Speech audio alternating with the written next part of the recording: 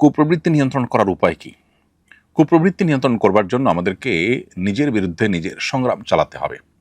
অর্থাৎ নিজের নফস বা আমার প্রবৃত্তি কোনো কিছু চাইলেই সেটা আমি করব, ব্যাপারটা সেরকম না। যদি সেটি নিষিদ্ধ হয়, হারাম হয়, তাহলে সেটা থেকে বেঁচে থাকার জন্য আত্মসংগ্রাম চালাতে হবে, মনের বিরুদ্ধে চলার চেষ্টা করতে হবে।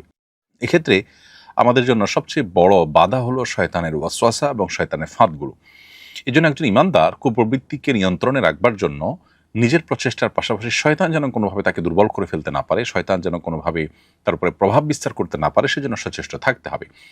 যে সমস্ত গুনাহগুলোর ব্যাপারে শরিয়া আমাদেরকে সতর্ক করেছে, কোরআন হাদিস আমাদেরকে সতর্ক করেছে, যে যে গুনাহগুলোর সাথে শয়তানের কোনোভাবে লিঙ্ক প্রমাণিত হয়, সেগুলো থেকে বেঁচে থাকার সর্বোচ্চ চেষ্টা করতে হবে। দৈনন্দিন জীবনে সুন্নাহর অনুসরণ এবং কোরআন হাদিস নিষিদ্ধ বিষয়গুলো থেকে বেঁচে থাকা, স্পেশালি আপনার মিউজিক, তারপরে আপনার হারাম উপার্জন, তারপর শয়তানের বিচরণ ক্ষেত্রগুলোতে বিচরণ বা শয়তানের নির্দেশিত পথে পথ চলা, এবং যৌনতা সংশ্লিষ্ট যে গুনাহগুলো আছে সেগুলোতে লিপ্ত হওয়া, বিকৃতিতে লিপ্ত হওয়া, এগুলো শয়তানের মাদাখেল বা শয়তান মানুষের ভিতরে প্রভাব বিস্তার করার যে উপায়গুলো আছে সেগুলোর মধ্যে থেকে অন্যতম। এই জন্য এই বিষয়গুলোর থেকে বিশেষভাবে বেঁচে থাকার জন্য সচেষ্ট আমাদেরকে থাকতে হবে ইনশাআল্লাহ। তাহলে নিজের কুপ্রবৃত্তিকে আমরা নিয়ন্ত্রণ করতে পারবো। সেই সাথে আল্লাহ তাআলার কাছে দোয়া করতে হবে। নবী সাল্লাল্লাহু আলাইহি ওয়াসাল্লাম বিভিন্ন রকমের দোয়া আমাদেরকে শিখিয়েছেন। আল্লাহুম্মা আতি নফসি তাকওয়াহা ওয়া যাক্কিহা ওয়া আনতা খায়রু মান যাক্কাহা। আল্লাহ, আপনি আমার নফসকে পবিত্র করুন, আপনি সর্বোত্তম পবিত্রকারী নফসের জন্য। এছাড়া নবী সাল্লাল্লাহু আলাইহি ওয়াসাল্লাম দোয়া শিখিয়েছেন আমাদেরকে, আল্লাহুম্মা আলহিমনি রুশদি, আল্লাহ আমার নফসকে, আমার প্রবৃত্তিকে ভালো কাজে চলার জন্য আপনি পথনির্দেশ করুন, এবং ওয়ালা তাকিলনি ইলা নাফসি তারফাতা আইন, আল্লাহ আমার নিজের প্রতি, অন্য আরেকটা দোয়ার অংশ এটি, ওয়ালা তাকিলনি ইলা নাফসি তারফাতা আইন, আল্লাহ আমার নিজের নফসের কুপ্রবৃত্তির গোলাম যেন আমি না হই, সে যেন তার কথা মতো যেন একটা মুহূর্ত আমি না চলি, বরং কুপ্রবৃত্তি বা খারাপ মনোবাসনা যেটি, এটি থেকে যেন আমি বেঁচে থাকতে পারি। সেজন্য নবী আলাইহিস সালামের শেখানো যাবতীয় দোয়াগুলো আমরা আল্লাহর কাছে নিবেদন করবো ইনশাআল্লাহ তাআলা। আমি আলট্রাসনোগ্রাফি ডাক্তার, বিভিন্ন নারীদের আলট্রাসনোগ্রাফি ফুটেজ আমি আমার পেজে আপলোড করে ডাক্তারি পরামর্শ দিতে চাচ্ছি, যাতে আমার কাছে আলট্রাসনোর জন্য বেশি রোগী আসে। এক্ষেত্রে রোগীর শরীরের বাইরের কোনো অংশ দেখাবো না, শুধু পেটের ভেতরের অংশ দেখাবো। এবার ভিডিও বানিয়ে কি আপলোড করা যাবে? যেহেতু এটা আসলে পর্দার অন্তর্ভুক্ত নয়, আলট্রাসনোগ্রাফিতে যে শরীরের ভেতরের অংশ দেখা যায়, এটা বিশেষ করে আপনার সাধারণ যে আলট্রাসনোগ্রাফি হয়ে থাকে সেখানে আবসা আবসা যে শুধুমাত্র ডামি টাইপের কিছু শরীরের ছাপটা বোঝা যায়, এটা আসলে চোখের পর্দার আওতাভুক্ত নয়। এটা দেখলে গুনাহ হয়, ব্যাপারটা সেরকম না। তারপরও অনেক ক্ষেত্রে এটা মানুষের প্রাইভেসির বিষয় হতে পারে, বিধায় আপনি কী ধরনের জিনিস দিতে চাচ্ছেন সে বিষয়টা আরেকটু স্টাডি করে তারপরে আপনার এই সিদ্ধান্ত নেওয়াটা ভালো মনে করছি আমি।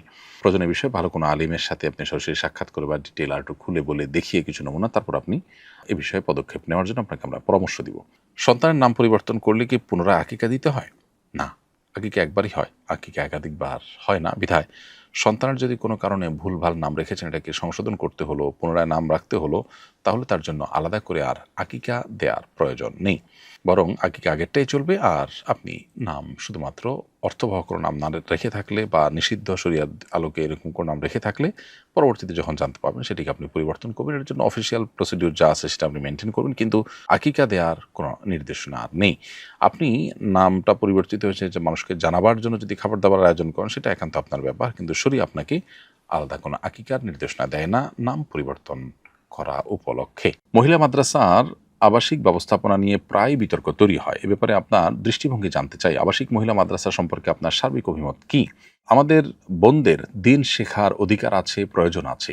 বিশেষ করে মায়েরা, তারা আগামীর প্রজন্মকে গড়ে তোলেন এবং আমাদের শিশুদের সবচেয়ে বড় এবং প্রথম শিক্ষক হলেন মায়েরা। অতএব তাদের মধ্যে দিনী চেতনা জাগ্রত করবার জন্য নানামুখী দাওয়াতি আয়োজন আমাদের নিতে হবে, দাওয়াতি উদ্যোগ আমাদের নিতে হবে। মহিলা মাদ্রাসাগুলো আলেমা, হাফেজা, দায়ে ইলাল্লাহ তৈরির কাজ করছে, এটা জোরালোভাবে করা উচিত। এটা নিয়ে ভিন্ন মত করবার খুব বেশি কারণ দেখি না। তবে আবাসিক যে ব্যবস্থাপনা, সেটি আসলে মাদ্রাসায় মেয়েদের জন্য হোক বা ছেলেদের মাদ্রাসা ছোট বাচ্চাদের জন্য হোক, এসব ক্ষেত্রে সর্বোচ্চ সতর্কতা অবলম্বন করা জরুরি, যাতে করে কোনো প্রকার অনাচার এবং কোনো প্রকার অন্যায় কিছু ঘটতে না পারে। সেটি যদি যথাযথভাবে সম্পাদন করা না যায়, বরং সেটা যদি অনাচারের আপনার পরিমাণ বাড়তে থাকে, তাহলে সেক্ষেত্রে সেটা তো জায়েজ হবে না। নিজের সন্তানকে কেউ দেওয়ার আগে অবশ্যই আবাসিক যদি দিতে হয় তাহলে সেক্ষেত্রে আবাসিক ব্যবস্থাপনা, সেখানে সিসি ক্যামেরা আছে কিনা, যথেষ্ট মনিটরিং আছে কিনা, শরিয়ার প্রতিপালন যথাযথভাবে হয় কিনা এবং দায়িত্বশীলরা সর্বোচ্চ সতর্ক কিনা, বিষয়গুলো দেখা তাদের কর্তব্য। আর যারা দায়িত্বশীল আছেন, যারা মাদ্রাসাগুলোর পরিচালনার সাথে ব্যবস্থাপনার সাথে জড়িত আছেন, তাদের কর্তব্য হলো এই মাদ্রাসাগুলোকে সকল প্রকার বিতর্কের ঊর্ধ্বে রাখা এবং তুলে ধরা। এগুলো যদি করা যায় তাহলে এটা অবশ্যই প্রশংসনীয়। আর যদি সেগুলো তারা যথাযথভাবে করতে না পারেন তাহলে তো ভালো কাজ করতে গিয়ে তারা বরং গুনাহের কাজে লিপ্ত হওয়ার আশঙ্কাও রয়েছে। কাচের চুড়ি পরার ব্যাপারে শরীআই কোনো নিষেধাজ্ঞা আছে কিনা? আমার শ্বশুর বলেন কাচের চুড়ি পরা নাকি হারাম, এর আওয়াজ নাকি বাদ্যযন্ত্রের মতো। এই প্রশ্ন উত্তর হলো যে কাচের চুড়ি পরা এটা শরিয়ার দৃষ্টিকোণ থেকে নাজায়েজ কোনো কাজ নয়। কেউ যদি নিষেধ করে থাকেন সেটি একান্তই তার না জানার কারণে তিনি বলেছেন বা ধারণা থেকে তিনি বলেছেন। কাচের চুড়ি একটি আরেকটির সাথে ঘর্ষণের ফলে বা স্পর্শ হওয়ার ফলে যে আওয়াজ সৃষ্টি হয়, সে আওয়াজটার কারণে এটা বাদ্যযন্ত্রের আওয়াজ মনে করে এটাকে নিষিদ্ধের আওতায় ফেলার কোনো সুযোগ নেই। মানুষের দৈনন্দিন জীবনে দুটি পাতিলের সাথে পাতিল বহন করতে গিয়ে রাখতে গিয়ে এরকম আওয়াজ তৈরি হতে পারে, এরকম আরও বহু আওয়াজ তৈরি হতে পারে। এগুলোকে শরিয়া আমাদের জন্য নিষিদ্ধ ঘোষণা করেনি। বিধায় এটা যদি কেউ বলে থাকে সেটা তিনি বাড়াবাড়ি করেছেন। তবে কোনো চুড়িতে যদি কখনো কোনো বাদ্যযন্ত্রের আওয়াজ যদি সেখানে সেট করা থাকে আর সেটা বাজে, সেটা তো ভিন্ন বিষয়, সেটা নিষিদ্ধের আওতায় পড়বে। বিবাহের অলিমা কখন করা সুন্নত? বিবাহের কত দিনের মধ্যে অলিমা করা যাবে? উত্তর হলো বিবাহের আগদের সময় থেকেই মূলত অলিমা করা যায়, তবে রাত্রি যাপনের পর অলিমা করা উত্তম এবং মোস্তাহাব। আর নববধূ যতদিন নববধূ থাকে, নববধূর আবহাওয়া পরিবেশ থাকে, ততদিনের মধ্যেও অলিমা করা যেতে পারে। অতএব অলিমা করার বিষয়টি একেবারে নির্দিষ্ট একটা সময়ের জন্য ফিক্সড, এর একটু আগে বা পরেও করা যাবে না, ব্যাপারটা সেরকম না। যদিও উত্তম সময় হলো রাত্রি যাপনের পর। বাসার ছোট শিশুরা পেশাব করার পর পানি ব্যবহার করে না, যার ফলে তাদের কাপড়ে পেশাব লেগে থাকে। এমন শিশুদের কোলে নিলে আমার পোশাক বা শরীর নাপাক হবে কিনা, নাপাকি লেগেছে কিনা বিষয়ে নিশ্চিত না হলে বা কাপড় শুকনো থাকলে পবিত্রতার বিধান কি? খুবই গুরুত্বপূর্ণ একটি প্রশ্ন। প্রিয় দর্শক, এই প্রশ্ন উত্তরে বলতে চাই, আমাদের ছোট শিশুরা পেশাব করার পর যদি তাদের প্যান্টে কাপড়ে পেশাব লেগে থাকে, ভিজে যায়, প্রথমত সেটি শুকিয়ে যাওয়ার পর যদি আমরা তাদেরকে কোলে নেই এবং এর কোনো দুর্গন্ধ আলামত কোনো কিছু আমাদের কাপড়ে পোশাকে সেভাবে দৃশ্যমান না হয়, তাহলে সেক্ষেত্রে আমরা পবিত্র আছি, আমাদের পোশাক আশাক নাপাক হয়নি সেটি আমরা ধরে নিব এবং সেটি পাক হিসেবে বিবেচিত হবে। আর যদি তাদের পোশাকের যে আর্দ্রতা বা নাপাকি সেটা আমাদের কোলে নেওয়ার ফলে যদি আমাদের শরীরে বা কাপড়ে লেগে ভিজে যায়, তাহলে সেক্ষেত্রে অবশ্যই যে অংশটুকু ভিজেছে সেটুকু নাপাক হিসেবে বিবেচিত হবে এবং সেটি ধুয়ে পাক করতে হবে।